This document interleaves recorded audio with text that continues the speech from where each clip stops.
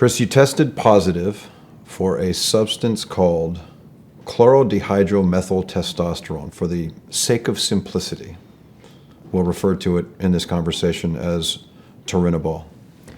How did this substance get into your system? Still trying to find the answer to that. When I got the phone call on March 13th, I don't think I've ever been more shocked, panicked, confused in my life. I didn't actually test positive for the drug itself. I tested positive for a long-term metabolite that supposedly is generated from DHCMT for short. To be told that, and I don't even know what this is, guys. I've never even heard of this. So I'm being told I put this in my body. It still is. It's gut-wrenching to think the association, the things that come from being told that, or what the perception becomes in the public of who you are. And I cried just because my career means everything to me. It's been everything. Anybody that knows me, anybody that knows my track record as a person, as a human, more than as a baseball player, understands what this game means to me. And to have that to think that this could all be called into question at some point because of this it's something that I would never have imagined, You claim innocence. Last year, this baseball team captivated a country, made a run to the postseason. Millions of fans were watching. And they believed in you. They followed you. They cherished the moments that brought them joy. You can look into a camera and say to those people, I'm not lying when I tell you I didn't knowingly take this substance? It would be so awesome for me if I could stand here in front of you and tell you that I did this. Because I know how the world works. I know how things are. I'm not naive or stupid. I've seen the way this is played out. It would be, guys have done this stuff in the past. They've come out and said, I'm really sorry, guys. I didn't mean to, I made a mistake or whatever. And then people move on. They wipe their hands of things and they move on to the next thing. And they say they forgive people. I can't stand in front of a camera and apologize. I can't sit here. I'm serving my suspension already. I'm in the middle of it. I have no incentive to lie. I have no incentive to pursue other things that could have caused this, which is what I'm in the process of doing right now, because until the day I figure out how this happened, I won't rest. To think that, the impact that this has on your life, on your character, on your integrity as a man, those are just things that I would never be willing. They're things I'd never be willing to risk. Whether or not people want to believe me or not, all I know is I'm telling the truth. And that's literally the only thing that's allowed me to put my head down on the pillow at night and sleep. For the first week that I knew about this, it didn't. Because I kept thinking to myself, why? How's this possible?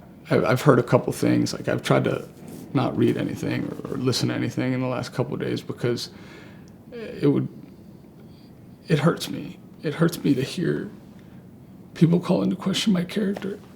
Because I spent my whole life trying to build my character to the point where it is now, or it was.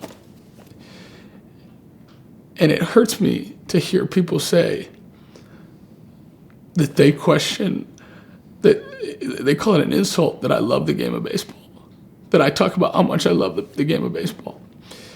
There's nothing else I've ever wanted to do in my whole life other than play this game. There's not one thing I've ever wanted to do other than play the game of baseball. Since I was a little kid, from the day I was born until now. And that's never changed. That's never faltered. That's why I played independent ball for 7 years. That's why I stuck around in the minors. That's why after I got hurt and I got designated, none of those things affected me. None of those things made me want to stop. And I've taken every step in my life for this not to happen. And that's what's the scary part.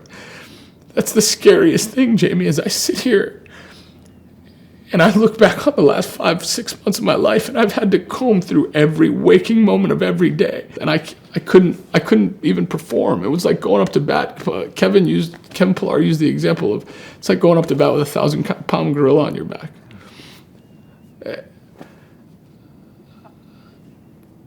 To answer the original question, I have no idea how this happened, and I'm still trying to figure that out, and I won't rest until I do. The appeal process puts the onus on the player to prove their innocence. What methods, what extent did you go to try and prove your innocence to Major League Baseball? I did everything. I did everything I could, everything that I knew. I literally have timelines from the day of the last day of the postseason last year through February 21st, the day of my test. The extent to which I've gone to try to identify this is beyond bewildering. I sent my dog's blood and urine in to get tested. Not to mention the fact that I went in for my test 5 days early. Like, I went in for pitchers and catchers physicals, like, knowing that there was a drug test and knowing that I had nothing to hide. Like, this metabolite, I've never called into question the science. That's not my intent. Like, I'm not here to question science. The drug testing program is what allowed me to get to the major leagues, in part, because it cleaned up the game of baseball. I've never questioned the program. I'm a proponent of it because I believe in it. Because in the past, I would just always kind of, look at other cases and say, well, science says this, and science doesn't lie. It's been incredibly difficult to understand. It's not quite as scary before it happens, because deep down in your heart, like, hey, I don't really ever have anything to worry about. And then all of a sudden this happens, and it's like,